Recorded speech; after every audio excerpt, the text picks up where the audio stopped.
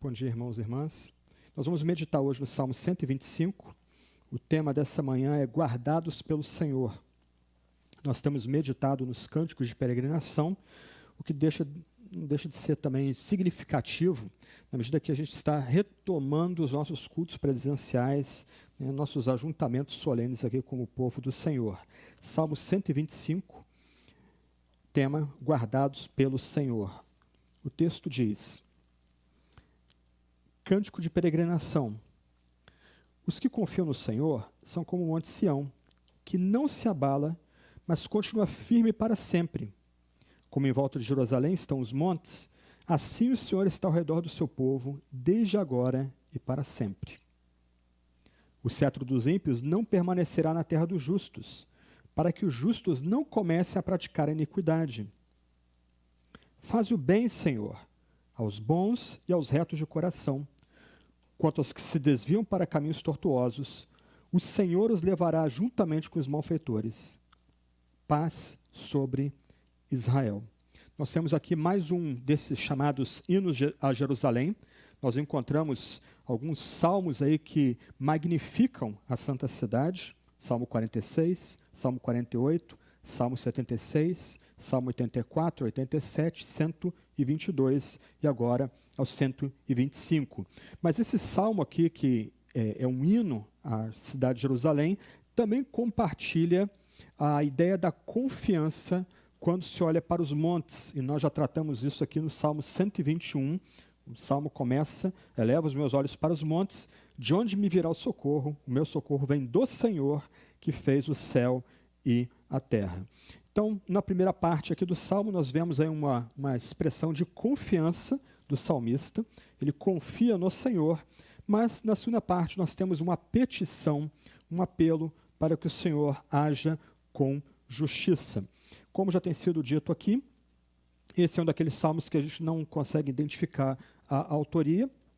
Logo, a gente também não tem como identificar o contexto histórico em que o salmo foi preparado. Alguns sugerem que esse salmo foi escrito ou composto numa época em que Judá estava debaixo do controle de uma potência estrangeira, ou seja, durante o período persa ou durante o período seleucida. Esse último momento aí, ele é mais recente e alguns já têm descartado, então provavelmente esse salmo teria sido composto aí mais ou menos no século V ou no século IV antes de Cristo. E um ponto importante aqui que eu vou destacar mais adiante é que nesse processo de estar debaixo do jugo de uma potência estrangeira, alguns judeus estavam negando a fé dos seus ancestrais, colaborando com o inimigo. Então, esse salmo, ele é nos oferecido aqui para que em tempos de desconforto ou de tentação a abandonarmos o povo de Deus, o próprio Senhor, os nossos corações sejam pacificados, não estejam ansiosos. Na verdade, o salmo aqui nos leva a confiar nas promessas que Deus faz associadas a uma aliança inquebrantável estabelecida com o seu povo. O salmo pode ser dividido em 3 partes e assim a gente vai considerá-lo. A primeira parte, então, versos 1 e 2, tratam do fundamento da fé do salmista. E o salmo começa com a seguinte expressão: os que confiam no Senhor. Antes da gente avançar, eu preciso mais uma vez destacar a palavra Senhor em versalete. O salmo é pequeno, nós conseguimos localizar rapidamente essa palavra, esse nome apropriado a Deus, citado 4 vezes nesse pequeno salmo. Senhor aparece no verso 1, no verso 2, no verso 4 e no verso 5. Para aqueles que precisam ser relembrados aqui, essa expressão em versalete aparece não para destacar o senhorio de Deus, mas para, por assim dizer, ocultar o nome que não era pronunciado. No texto hebraico aqui, o que nós temos aqui é o chamado tetragrama sagrado, o nome que não é pronunciado. Então, uma leitura literal dos textos falaria: os que confiam em Yahvé são como o monte Sião. Assim como Yahvé está ao redor do seu povo, faz o bem, Yahvé os levará juntamente com os malfeitores. Por que esse ponto aqui é importante? Porque nós somos chamados aqui a colocar nossa fé não em qualquer divindade. não num nome que é neutro e é que até mesmo o ateu invoca.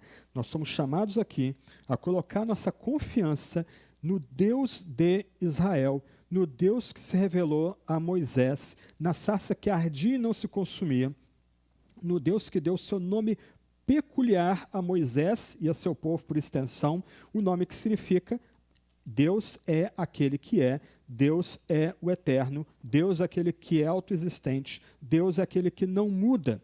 Então, irmãos e irmãs, o Salmo nos lembra que nós somos chamados a confiar no Senhor, em Yahvé, no Deus que vem a nós, não na criação, não na história, não em alguma voz interna, em alguma impressão interna, mas no Deus que vem a nós na Sagrada Escritura, na Torá de Deus, no Deus que se revela a nós no livro que temos diante da gente, esse Deus que é o Todo-Poderoso, esse Deus que é o Criador, esse Deus que é o Redentor, esse Deus que existe antes que os mundos, antes que o universo viesse à existência. Esse Deus é aquele Deus que entra numa relação de pacto e amizade com um povo que é peculiar. É um Deus que estabelece promessas a esse povo peculiar. É um Deus que entra numa relação que é inquebrantável com um povo que lhe é ou que pertence a si. Então, esse é um ponto importante quando nós analisamos todo o Salmo. Nós somos chamados a confiar em Yahvé, nesse Senhor que vem a nós, que nos reúne por meio do mediador como única comunidade. É nele que nós colocamos a nossa fé. Então, se nós queremos entender o texto apropriadamente, se nós queremos que o texto seja aplicado a nós de forma apropriada, nós precisamos lembrar que estamos aqui diante de Yahvé, do Todo-Poderoso, daquele que criou os céus e a terra, daquele que é o Redentor por meio do mediador de sangue, daquele que nos une como um povo peculiar, daquele que faz promessas a nós e garante que essas promessas serão cumpridas. Por isso que o Salmo, então, começa não com o Senhor, mas com o chamado, os que confiam no Senhor. A ideia aqui é que o salmista nos chama a ter confiança nesse Yahvé, nesse Deus peculiar, nesse Deus único, o único Deus que existe. Nós somos chamados a colocar nossa fé nesse Deus, a nos sentir seguros nesse Deus. A palavra, inclusive, aqui, confiar, tem a ideia de não se preocupar. Quer dizer, nós somos chamados a lançar diante desse Senhor todas as nossas preocupações, todas as nossas dúvidas, tudo que nos atormenta. Enquanto nós somos instabilidade, esse Deus permanece. E o que é surpreendente é que esse Deus transmite para nós permanência e estabilidade. Confie no Senhor, coloquem sua fé no Senhor, ancorem sua esperança nesse Deus que é Yahvé, o Eu Sou, aquele que vem a nós em Jesus Cristo, que também se apresenta como aquele que é. Ele é a porta, ele é o caminho, ele é a verdade, ele é a vida, o bom pastor, etc. O Pai e o Filho são um e é neles que somos chamados a confiar. Os que confiam no Senhor são comparados ao monte peculiar, o Monte Sião, o monte mais famoso da cidade de Jerusalém. Mas o interessante aqui, meus irmãos e irmãs, que o Monte Sião não era o monte mais elevado daquela localidade. O Monte Scopus, o Monte das Oliveiras, são mais elevados do que o próprio Monte Sião. Aqueles que vão a Jerusalém, geralmente têm a sua introdução àquela santa cidade, não no Monte Sião, não no Monte Moriá, onde fica o Muro das Lamentações, o Muro do Segundo Templo, mas eles são levados ao Monte das Oliveiras, que fica acima desses outros montes.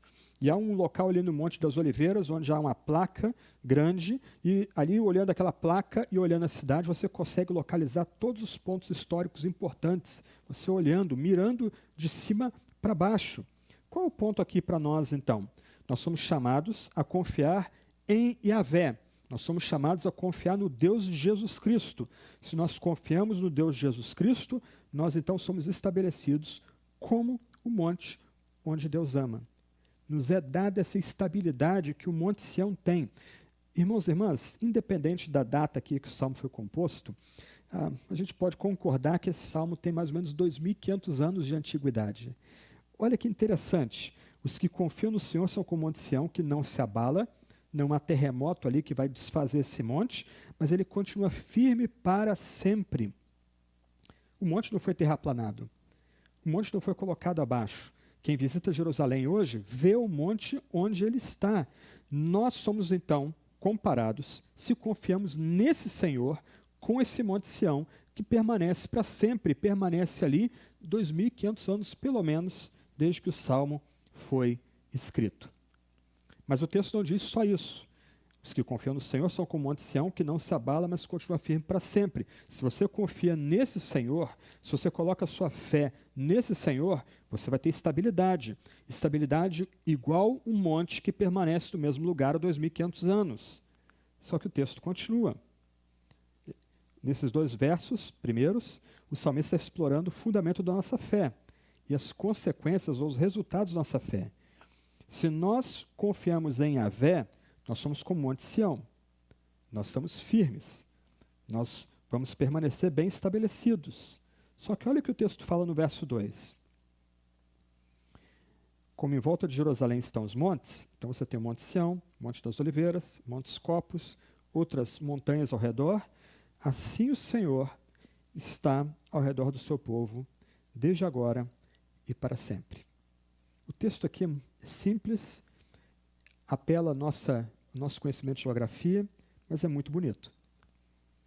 Se, de um lado, se confiamos no Senhor, somos comparados a esse Monte Sião que permanece para sempre, do outro lado, o Senhor que criou o Monte Sião e criou os montes ao seu redor, ele é maior do que todos esses montes e muito mais poderoso, muito mais estável do que todos esses montes. Então aqui a gente tem que apelar à nossa imaginação e entender um pouquinho da geografia daquele local. Então você tem o Monte Sião, você tem montes ao redor desse Monte Sião, o salmista está olhando para o Monte Sião, ele olha para esses montes ao redor daquele monte peculiar especial e ele lembra a si, aqueles que ouvem e a nós, que o nosso Senhor, o nosso Deus, Yahvé, o Criador de todas as coisas, ele não só é maior do que esses montes, mas sua proteção abarca a cidade e os montes. Ele abarca a mim, a você, e a sua proteção abarca ou envolve a todos nós juntos. É bonito que o texto não cita muralhas. E havia muralhas em Jerusalém nessa época. Talvez já moídas pelo tempo, já feridas por invasões e cercos, mas as muralhas estavam lá, bem grandes, largas, imponentes, mas as muralhas não são mencionadas aqui. Os montes são citados no lugar das muralhas, como se esses montes fossem uma muralha natural para aquela cidade. O fato é que o que o salmista destaca para nós é que nossa proteção não vem daquilo que nós fazemos, muralhas, mas vem daquilo que o Senhor mesmo faz como Criador de todas as coisas, montes, e vem mais do que aquilo que ele faz, vem dele mesmo e da sua presença entre nós.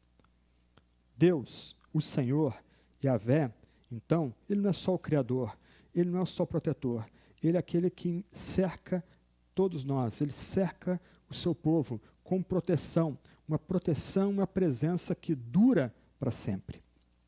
Aqui, nós precisamos relembrar o que nós já tratamos em outros sermões aí sobre essas imagens de templo e Jerusalém na Sagrada Escritura. No Éden, nós temos ali o jardim como um tipo de templo.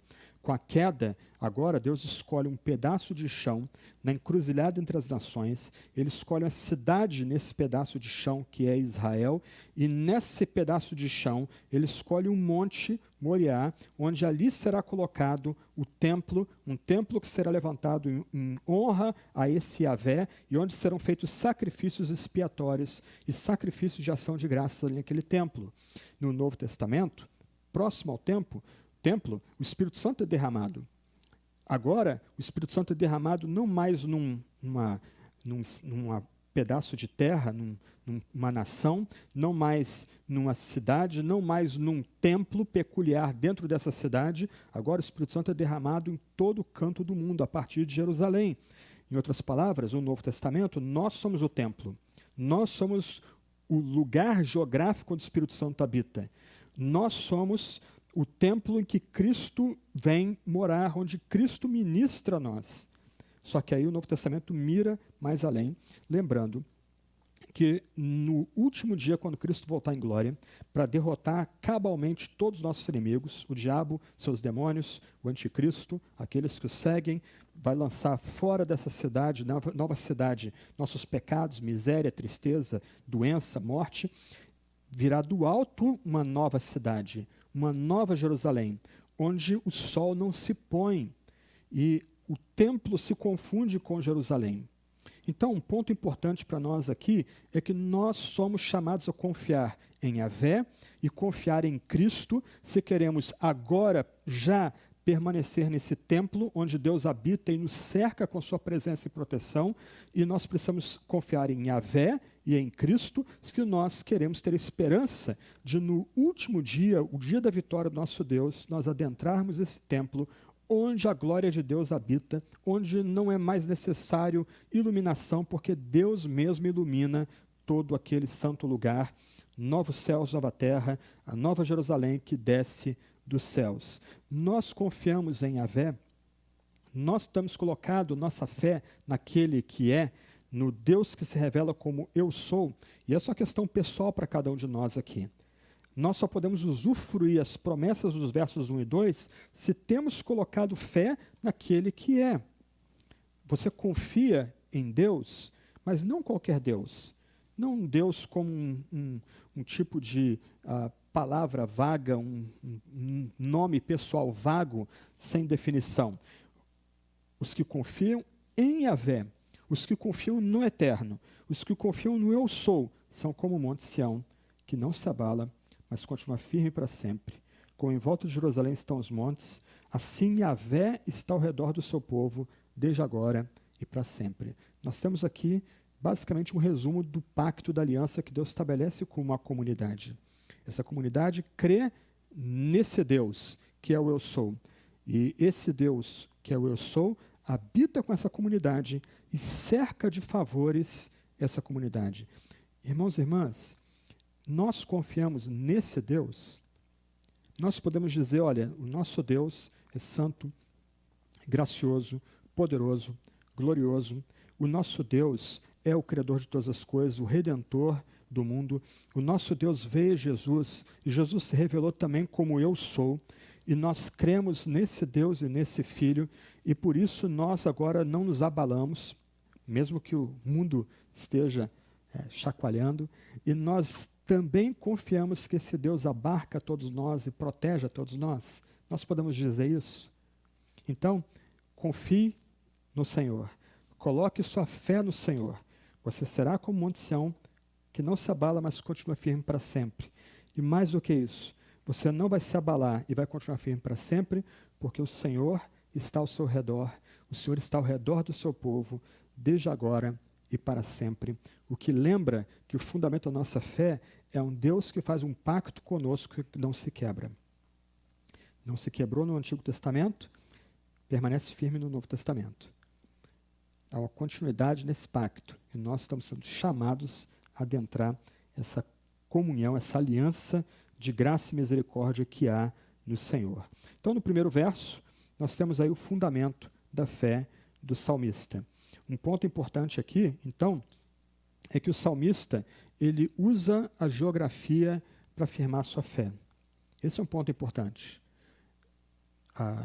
Tiago nos reuniu algumas semanas atrás, um grupo aqui da igreja, para debater algumas questões ligadas à doutrina da criação. Nós lidamos muito mal com a criação. O salmista nos lembra aqui a olhar a geografia, a olhar os montes ao nosso redor. Olha, está vendo tal monte ali? Ok. Se você confia no Senhor, você é como Ele. Você não vai se abalar. Você vai ficar firme. Então, use a geografia a seu favor. Inclua o conhecimento de geografia na sua devoção. A geografia aqui é importante também. Avante, então. Segundo ponto, verso 3. Primeiro ponto, fundamento da fé. Nossa fé está fundamentada no Senhor e recebemos promessas e bênçãos se cremos nesse Senhor que é Deus, o Deus Todo-Poderoso. Agora o verso 3 funciona mais ou menos aí como um tipo de ligação dos primeiros versos com os versos finais. Nós temos a fé diante do mal. A poesia hebraica é um pouco diferente. A gente gostaria talvez de inverter a ordem aqui e usar o verso 1 e 2 como clímax do Salmo. Mas o Salmo é uma confissão de fé também. Então, o Salmo firma a nossa fé e nos traz para o mundo real. Uma tradução literal do verso 3 poderia ser colocada da seguinte forma: o punho dos maus nunca violará aquilo que é devido aos justos, provocando violência errada. É por causa do verso 3 e também por causa do verso 5 que os comentaristas têm sugerido que esse salmo é de um período aí, bem do final do Antigo Testamento, o território de Judá aí debaixo do conquistador malvado ali, colocando seu cetro, o símbolo de realeza, sobre o território de Judá e requerendo esse território para si. Mas, independente do momento histórico aqui do Salmo, o que é surpreendente para a gente, se nós conhecemos bem o Antigo Testamento, é que aquele pedaço de terra, onde Deus colocou a sua glória ali, onde Deus escolheu para revelar a sua glória, esse pedaço de terra que é chamado de Israel, nunca ficou livre de problemas. A gente pode resumir a ameaça de cetros estrangeiros só lembrando nomes de conquistadores: Faraó, os filisteus, Tiglat-Pileser, Senaqueribe, Nabucodonosor, Antíoco Epifânio, César, só para ficar no período bíblico, só para ficar no período do Antigo e Novo Testamento. Israel, e depois Judá, sempre lidou com ameaça de invasão, sempre lidou com problemas internacionais, sempre esteve sujeita a que um inimigo mais forte estendesse o seu cetro sobre aquele território e tomasse aquele território para si. Só que qual a esperança aqui do salmista? É que se ele confia no Senhor, ele não só terá estabilidade como um monte amado por Yahvé, mas o próprio Yahvé estará cobrindo com sua proteção, logo o mal terá um fim. Deus vai dar um basta para o mal. E essa é a confiança do cristão. Diante do mal na criação, diante da prevalência da violência e da crueldade e da traição ao nosso redor, nós somos lembrados aqui que haverá um tempo em que Deus, na sua santidade, dará um basta, o mal receberá seu pagamento. O cetro dos ímpios, ou o punho dos ímpios, não vai permanecer na terra dos justos. Olha a geografia de novo aí. Haverá um espaço aqui de integridade, de paz. E, lembrando 1 Coríntios capítulo 10, verso 13, Deus vai fazer isso para poupar os justos antes que eles traiam aliança, antes que eles comecem a praticar o mal. Então, olha a ligação dos primeiros dois versos com o verso 3. O verso 3 coloca diante da gente um problema sério. Os ímpios dominam a terra da promessa. Os ímpios estão no local onde Deus colocou o seu favor. E aí, Deus? Aí Deus diz, ou melhor, o salmista, tendo refletido em quem Deus é e como a nossa relação com Ele é nutrida, ele expressa confiança. Isso vai ter um fim. O mal vai ter um fim. Então, meus irmãos e irmãs, diante do problema do mal, diante do problema da crueldade, da violência, da corrupção, da iniquidade ao nosso redor e dentro do nosso coração, nós somos lembrados que nós não precisamos aqui sacrificar nem a bondade, nem a soberania de Deus. Deus permanece bom e bom em todo o tempo. Ele nos cerca com a sua proteção. Ele nos estabelece como montes eternos. Do outro lado, o Deus soberano vai uma hora gritar, basta, e vai dar a recompensa que os iníquos merecem. O mal vai ser vencido, o mal vai ser destruído. Isso vai ocorrer para a nossa salvação, para que a gente não pratique também iniquidade. Você precisa notar aqui que ímpios e justos aparecem em outros salmos, como o Salmo 1, que todo mundo deveria conhecer. Essas duas palavrinhas não apenas aparecem no primeiro salmo desse livro bonito da Bíblia, mas são um dos temas principais desse saltério.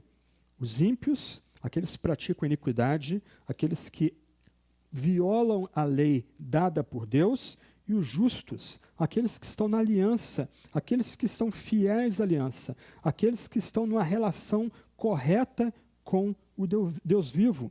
Onde nós nos encontramos aqui?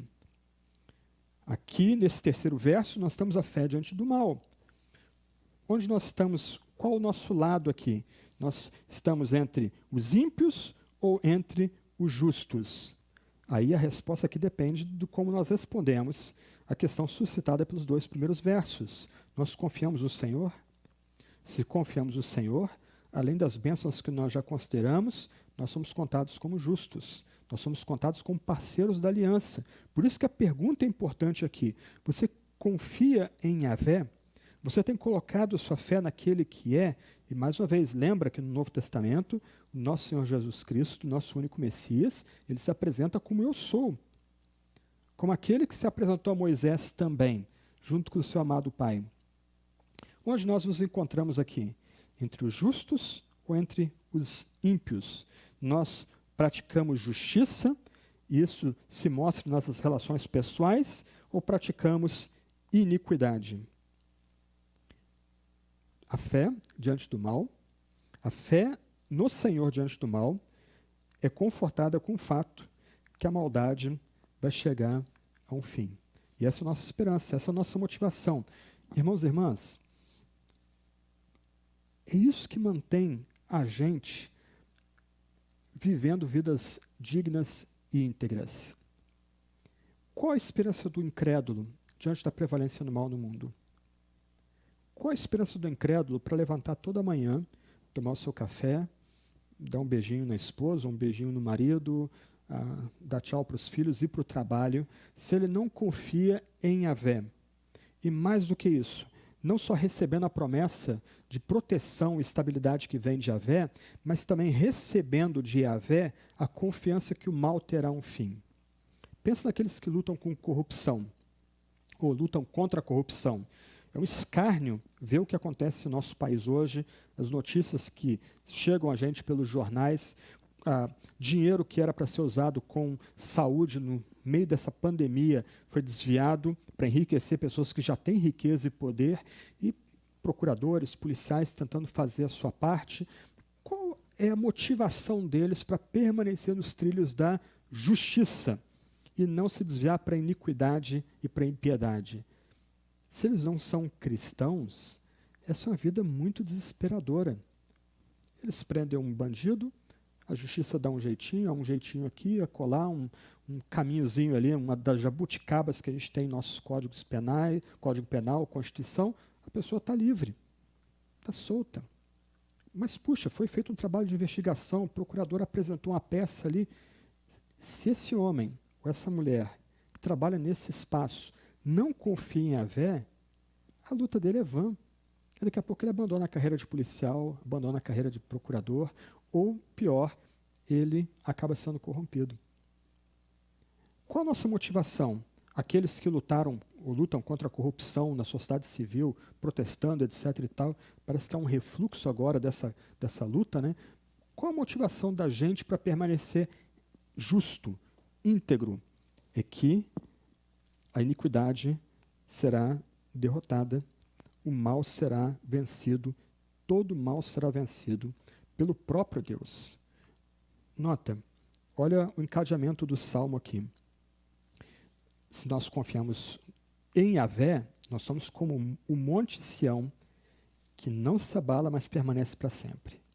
Uma imagem poderosa. Mas Yahvé cerca a gente, cerca a cidade, cerca o seu povo, cerca as montanhas. Yahvé é a muralha daqueles que confiam no Senhor.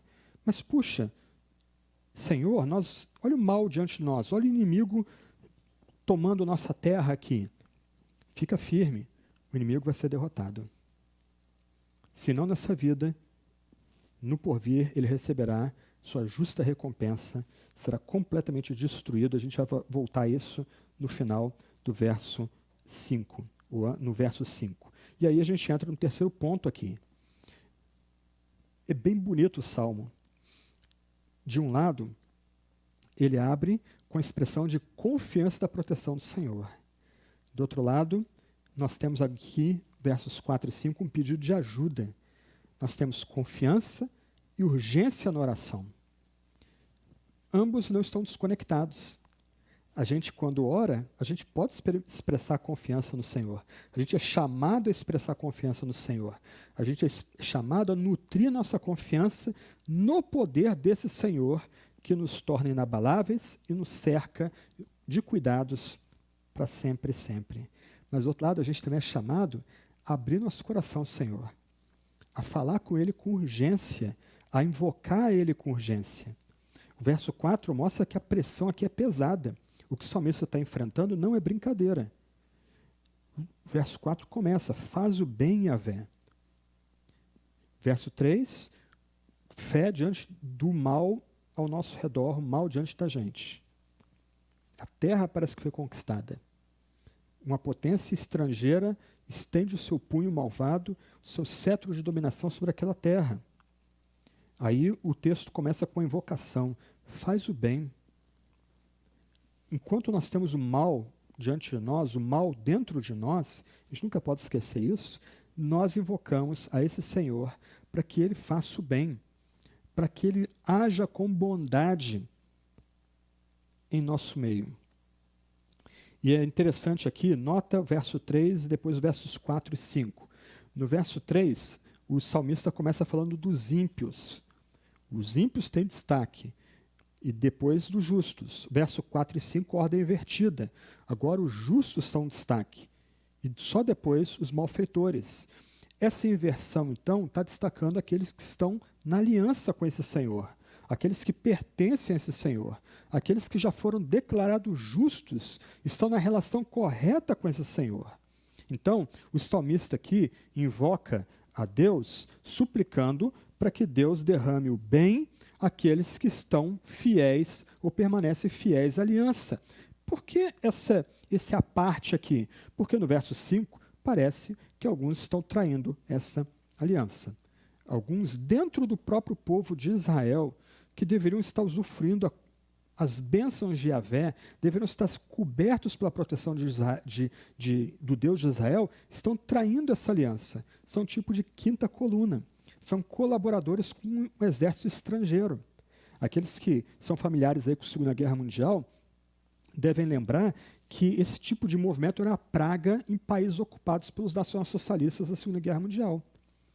Geralmente eram pessoas, quando os nazistas foram derrotados, os alemães foram expulsos ali de França, Holanda, Bélgica, eram pessoas que eram tratadas com o máximo de desprezo por aqueles que ou não quiseram se envolver numa ação aberta contra o invasor, ou por aqueles que agiram contra o invasor.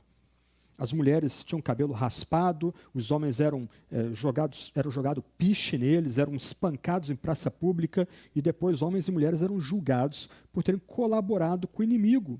O salmista aqui, então, implora para que o Senhor faça o bem para aqueles que permanecem bons e retos, enquanto alguns estão se desviando. A oração, então, aqui não é para o Israel nacional, é para o Israel espiritual. Você pode pensar aqui em dois círculos. Aquele contém, né, um círculo que se toca.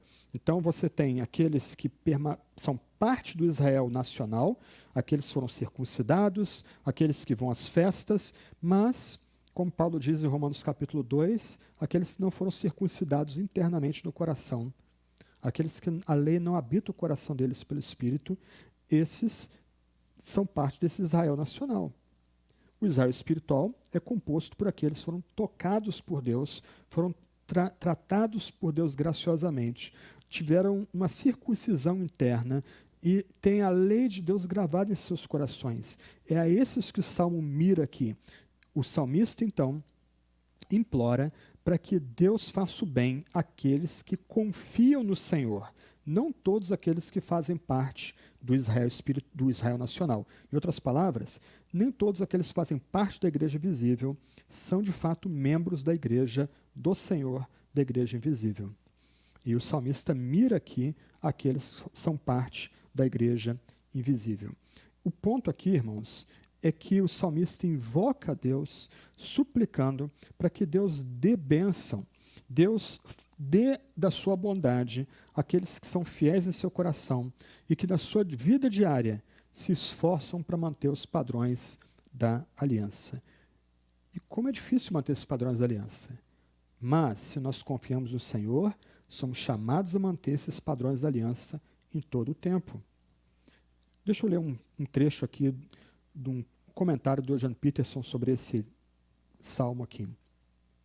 Ele diz o seguinte: Israel estava em alto um dia e lá embaixo no seguinte. Em certo dia, atravessava o Mar Vermelho em triunfo, cantando cânticos de vitória.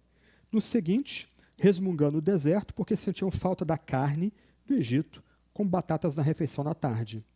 Um dia marcharam ao redor de Jericó, tocando trombetas e cantaram hinos com vigor, e no outro se lançavam no orgia diante de algum santuário de fertilidade cananita.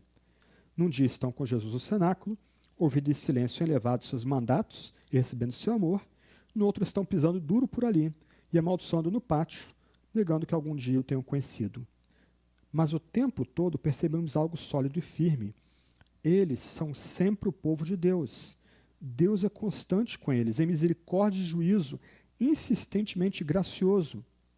Captamos que tudo é feito no âmbito certo e sólido do Deus que redime o seu povo. E à medida que aprendemos isso, aprendemos a viver não de acordo com nossos sentimentos sobre Deus, e sim com os fatos de Deus. E recuso crer nas minhas depressões. Eu escolho crer em Deus. Nem quando minha fé tem fratura, os meus sentimentos se machucam, Deus me descarta ou rejeita. Meus sentimentos são importantes para muitas coisas, são essenciais e valiosos. Eles me mantêm apercebido de muita coisa que é verdadeira e real, mas não me avisam praticamente nada com respeito a Deus ou ao meu relacionamento com Deus. Minha segurança vem de quem Deus é e não como eu me sinto. Como as montanhas estão em volta de Jerusalém, assim está Deus em volta do seu povo. A imagem que anuncia a existência confiável, imutável, segura do povo de Deus vem da geologia e não da psicologia. Aí, agora o texto faz sentido. Como a gente pode esperar que, diante da prevalência do mal ao nosso redor, Deus fará o bem a nós, aos bons e retos de coração? Porque os que confiam no Senhor, que são os bons e retos de coração, são inabaláveis como o Monte Sião. Os que confiam no Senhor têm o Senhor em volta de si. Como os montes estão ao redor de Jerusalém, o Monte das Oliveiras domina Jerusalém, assim é o Senhor em volta daqueles que o amam, desde agora e para sempre. O verso 5, então, fala desses colaboradores e traidores. Eles estavam do lado do vencedor, mas o salmista aqui solenemente os adverte que se eles não mudarem o seu comportamento, um eco aqui do Salmo 1, eles vão compartilhar o castigo que os opressores receberão. Mais uma vez, ser um membro nominal da aliança não vale nada, meus irmãos e irmãs. Ser um membro dessa igreja aqui, sem ter provado uma transformação interna, sem ser contado entre os justos, sem ser bom e reto de coração, é pura perda de tempo. Talvez você ache coisa até mais emocionante.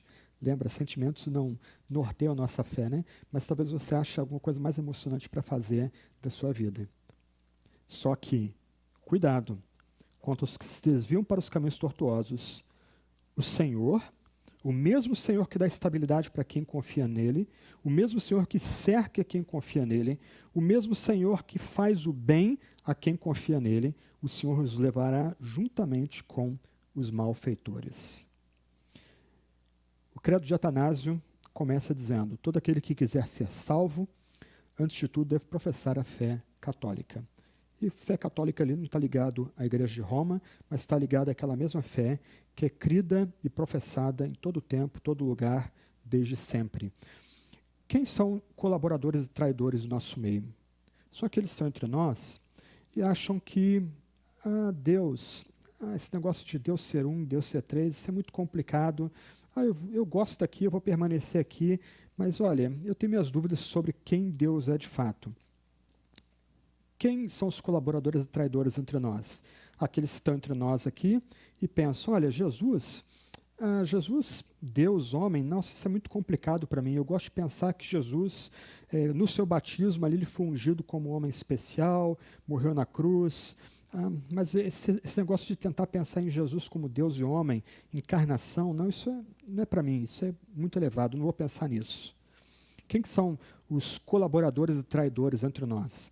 Aqueles que ouvem a palavra da graça, olha, confiar em Deus, no Senhor, isso é muito bom, muito legal, mas olha, eu nunca roubei, nunca matei, nunca fiz nada escandaloso, eu estou bem aqui, isso aí é para quem realmente está numa situação desesperadora, mas eu gosto aqui, eu gosto das músicas, eu me sinto bem aqui, o Thiago é um cara simpático, eu gosto de apertar a mão dele ali no final do culto, tá? Tá legal, ok. Quem que são os colaboradores e traidores aqui no nosso meio? Olha, esse negócio da volta de Cristo, os meus pais, os meus avós gostavam muito disso. Não, mas eu tenho que trabalhar agora, eu tenho que gastar minha vida em trabalho. Meus filhos, eles vão se virar. Ele deixa Deus vai dar um jeito com eles. Tem lá a classe de criancinha na igreja que vai cuidar deles ali.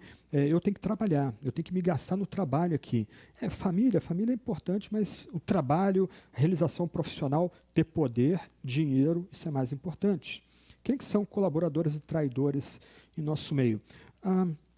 Olha, o Felipe deu uma palestra sobre aborto, foi legal, mas olha, tem situações aí que a gente pode abrir a porta, não é bem daquele jeito ali, acho que o Felipe foi meio radical, e por aí vai. Quem que são colaboradores e traidores aqui entre nós? Olha, homossexualidade, união de duas pessoas do mesmo sexo, poxa, olha, o amor vence tudo, se eles se amam, qual o problema disso? Os que se desviam pelos caminhos tortuosos, o Senhor os levará juntamente com os malfeitores. Como Paulo diz, o judeu é aquele que o é interiormente, e circuncisão é do coração pelo Espírito. Paulo evoca a última petição desse salmo, em Gálatas capítulo 6, verso 16, quando ele fala de Deus dando paz e misericórdia para todo Israel de Deus. Se nós queremos ser parte do Israel de Deus, nós, gentios, que fomos enxertados na oliveira, como galhos bravos, nós somos chamados a confiar em Yahvé. Nós somos chamados a colocar nossa esperança e confiança em Yahvé. Nós somos chamados a usufruir as bênçãos que vêm desse grande Senhor, que nos cerca como os montes cercam Sião e que triunfará sobre o mal ao nosso redor e nos ajudará a perseverar, mesmo que pessoas ao nosso redor estejam agindo como colaboradores e traidores. Se nós, então, estamos entre os justos, entre os bons e os retos de coração, o que nós recebemos é paz sobre Israel. Que oraçãozinha pequenininha e encantadora. Paz sobre Israel. A gente já tem tratado do que é paz em outros sermões, eu não vou ter nem tempo de abordar isso, mas o fato é que aqui o salmista, como Paulo no Novo Testamento, ele não ora por todos os judeus. Ele ora pelos da família da fé. Ele ora pelos que são parte do Israel de Deus. Ele ora por aqueles que foram transformados no seu coração, mudados no seu coração. Ele ora por aqueles que estão seguros de que Yahvé os protege e que Yahvé cumprirá suas promessas. Portanto, meus irmãos e irmãs, que a gente fique firme no Senhor, que a gente confie no Senhor, porque confiando no Senhor, Ele vai nos dar estabilidade e segurança. Que a gente confie no Senhor para experimentar não só a estabilidade e segurança, mas a presença bendita dEle em nosso meio, nos cercando com o seu favor, nos cercando com sua bondade. Que Deus nos sustente e vença a iniquidade e a impiedade para que a gente permaneça firmes, não só como o Jerusalém de Deus, não só como o templo de Deus aqui e agora, onde o Espírito habita, mas mirando, sobretudo, a Jerusalém excelsa. Eu vou citar o hino aqui como oração final. Tá? O hino é de Bernard de Cluny, um dos grandes monges da Idade Média.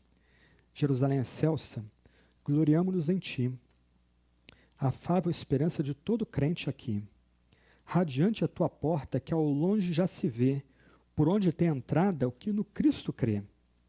A cruz e sua glória, nosso Redentor, em ti são exaltados com hinos de louvor. Que gozo tu me inspiras, eterna habitação, pois sei que em ti se finda a peregrinação. Ó doce lar amado, descanso meu serás, quando eu tiver herdado teu bem e tua paz. Ó coração que gemes, na dor que te desfaz, com Deus que te redime, feliz então serás. Bom domingo, irmãos e irmãs. Deus os abençoe durante a semana. Deus os mantenha firmes nesse que nos torna como Monte Sião, nesse que nos envolve e nos protege desde agora e para sempre.